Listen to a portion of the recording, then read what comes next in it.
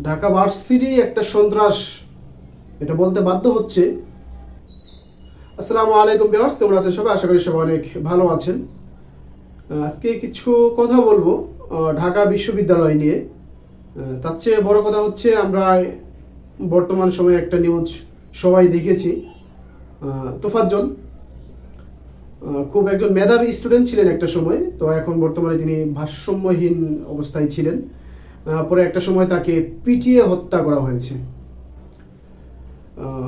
Dhaka varsity নিয়ে কিছু কথা বলতেই হয়। দেখেন, ঢাকা ইউনিভার্সিটি থেকে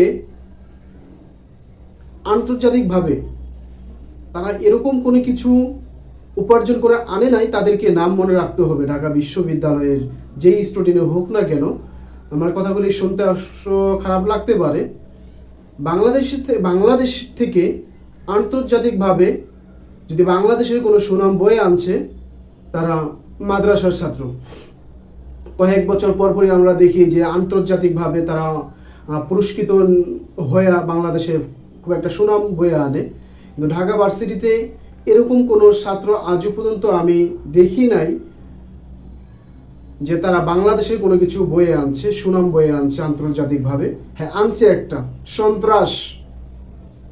ঢাকা ভার্সিটি একটা সন্ত্রাস, এটা বলতে বাধ্য হচ্ছে।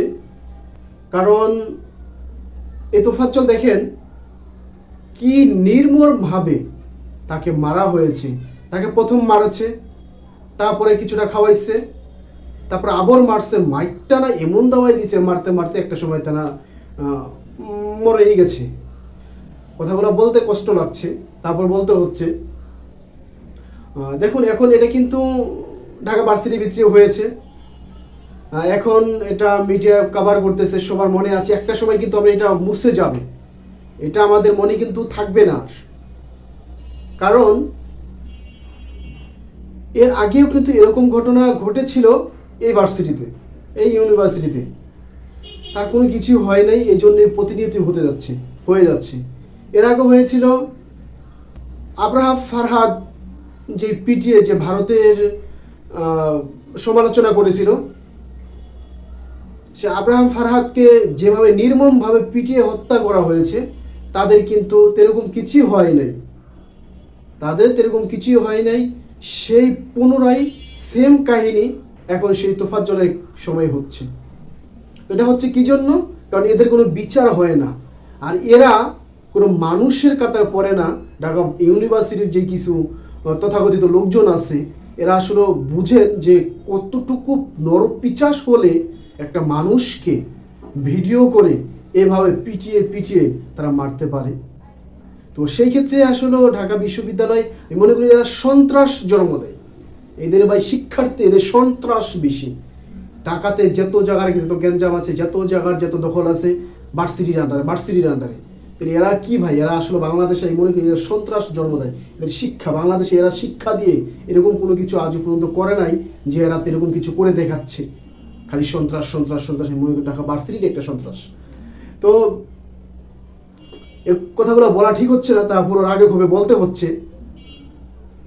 তবে পিছনে যাই গেছে, অনেকেই বলেন যে আমরা বিচার চাই। এর আগেও আবরার ফারহাদের যে পিটিয়ে হত্যা করা হয়েছিল, আমরা বিচার চাই। কি বিচার চাও ভাই তোমরা?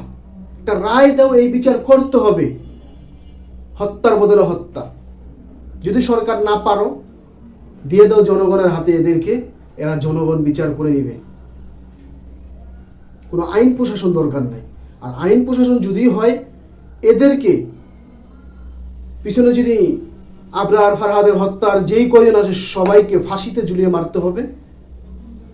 এখন বর্তমানের যে আলোচিত তোফাজ্জল, তাকে যেভাবে নির্মমভাবে পিটিয়ে হত্যা করা হয়েছে, এদেরকে আসলে কোনো বিচার না ভাই, এদের হবে একমাত্র ফাঁসি। যারা এদের সাথে জড়িত আছে, কোনো বিচার না, এদেরকে ফাঁসিতে ঝুলানো হোক। বাংলাদেশের শীর্ষস্থানের ভালো ভালো লোক ফাঁসিতে ঝুলিয়ে মারা হয়েছে, বরং এই সন্ত্রাসীদেরকে কেউ কিছু বলে না ভাই। জেলে যায়, এদের জেলের একটা কিছুই না ভাই। এদের পান্তা ভাত, শ্বশুর বাড়ি মনে করে এরা জেলে যায়। কিছুদিন যায়, জেলে থাকে, টাকা দিয়ে যেরকম মীমাংসা করে একটা সময় এসে আবার আবার যেই কাজ সেই কাজ তারা করতে থাকে। এদের কোনো কিছু নেই, এদের জেলে যায়, এদের সাহস আরো তীব্র থেকে তীব্র হয়। তো আমি বলবো এদেরকে কোনো বিচার, এদের গার্জিয়ান এদেরকে নানান জায়গায় নানান মিছিল হচ্ছে, সমাবেশ হচ্ছে যে বিচার চাই। ভাই বিচার চাই না, আমরা এই রায় দিয়েছি, এই রায় কার্যকর করতে হবে। সেটা হচ্ছে এদেরকে ধরে এনে ফাঁসিতে ঝুলাতে হবে।